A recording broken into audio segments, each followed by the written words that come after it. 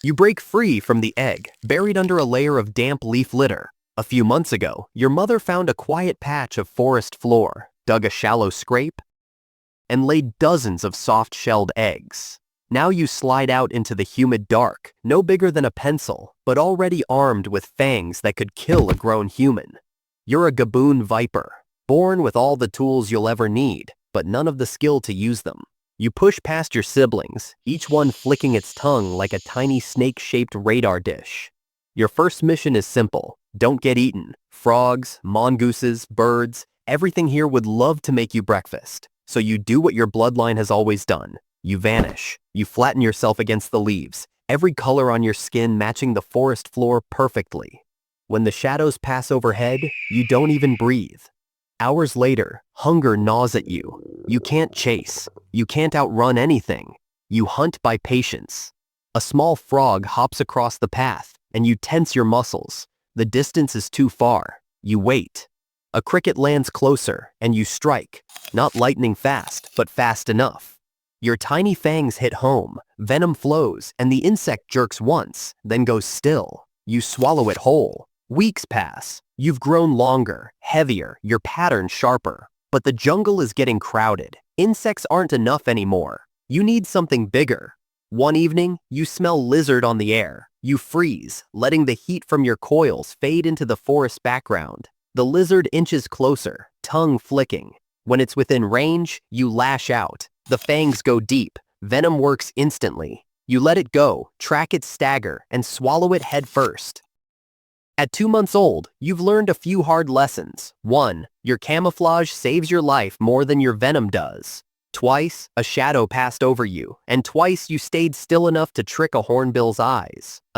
One afternoon, a forest cobra slid past, thick as a tree root, tongue tasting the air. You didn't move until the sound of its scales faded into the undergrowth. 3 months in, your fangs have grown into true weapons. They're the longest of any snake on Earth, folding neatly into your mouth until you strike. But that length is a blessing and a curse. They're fragile. Break one, and you'll be hunting at half power until it grows back. So you pick your fights. One night, you wait beside a game trail. A rodent scurries past, nose twitching. You hit it in one smooth motion, then wait in total stillness while the venom takes effect. Hunting isn't your only problem. A jagged stick catches your scales, leaving a shallow tear along your side. You avoid moving for days, letting the skin knit together. Food can wait. One careless chase could mean death by rot before a predator even finds you.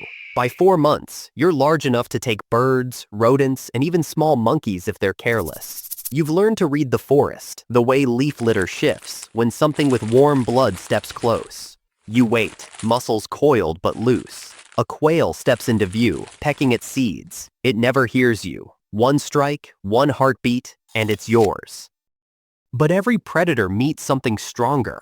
One afternoon, as you bask near a fallen log, a mongoose appears. Eyes sharp, body low. It knows exactly what you are. It darts in, feints, retreats, testing your strike speed. You lunge, but it's already gone. The second lunge misses too. On the third, you pull back and slip into the leaves, letting your camouflage save you again. The mongoose waits, then leaves, hungry but alive. So do you. At 6 months, the dry season begins. Prey is scarcer, water harder to find. You range farther each night, moving with careful, measured pushes of muscle. One night, you smell rodent. You follow it to a hollow log, tongue tasting each pulse of air. Inside is a fat cane rat, asleep. You ease closer, head low, fangs ready. One perfect strike ends it. That single meal will keep you alive for over a month. But survival isn't just about eating, it's about continuing the bloodline. At 9 months, you sense pheromones on the air, faint but deliberate. Another Gaboon viper is close. The scent is heavy and warm, pulling you forward. You find her coiled in a patch of filtered light, muscles loose but head angled toward you. There's no chase, no violence, just slow, deliberate contact. You circle her once, twice, until your bodies align. She doesn't resist when you press closer. Hours later, she slips away without a sound. Weeks after, she'll lay 30 to 50 large eggs in a deep bed of leaves, the shells damp with the forest's humidity. She'll stay coiled nearby, not guarding in the way mammals do. but watching for disturbances until her body tells her to move on. Those eggs will hatch into perfect miniatures of yourself, already armed, already venomous, already alone. Gaboon vipers aren't social, but they aren't aimless wanderers either.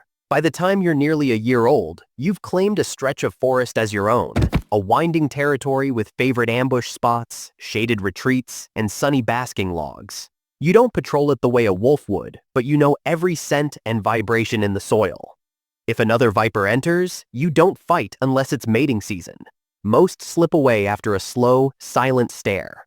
This patch of forest, with its damp leaf beds and hunting trails, is yours, and every coil in your body knows it. One night, after a day of soaking heat and a sky that refused to rain, you wait in a shallow depression under the buttress root of a giant tree. Hours pass with nothing but mosquitoes brushing your scales. Then, a new vibration. Heavy, deliberate steps on dry leaves. Your tongue tells you it's something warm-blooded, something big enough to feed you for weeks. You stay perfectly still as a brush-tailed porcupine shuffles into view, its quills rattling softly with each step. Any other predator might see danger in those spines, but you see a weak spot, the soft flesh just behind the skull. You wait until it's almost past, your body coiled but loose, heart slow. Then, in one smooth motion, you strike low and forward, your fangs punching deep into the gap between its neck and shoulder. The venom works instantly, a chemical hammer shutting down muscle before the animal even thinks to defend itself. It collapses, quills twitching once, twice, then going still. You release, watch, and wait until the last movement fades, then begin the slow, methodical process of swallowing a meal that will keep you hidden and full for the better part of a month. Year passes. You're fully grown now. You rule your small patch of forest by being invisible until the second you're not. You've hunted through rain and heat, avoided cobras and hawks, and lived where almost nothing careless survives. One humid morning, you bask on a warm patch of soil. The air is heavy, the forest alive with insect calls. Out of the corner of your vision, something moves low through the grass. It's another Gaboon viper, but lighter in color, younger. You watch it slip past, both of you masters of staying unseen. The day feels calm, too calm. You flatten your body, not because you see danger, but because every nerve in you says something is wrong. The sound comes next, a faint rustle above, then impact. Talons pierce your scales before you can coil. A crowned eagle lifts you clear of the ground, wings hammering the air. You twist, strike upward, but the bird's grip is too tight. Venom flows, but it's too late. The air thins, the forest drops away, and your muscles go still. Back on the forest floor, weeks later, a clutch of white eggs lies hidden under the leaves. One splits, a tiny head pushes through, tongue flicking, already patterned like leaf litter. Life as a Gaboon viper is slow, dangerous, and final. But for the ones that survive, it starts all over again.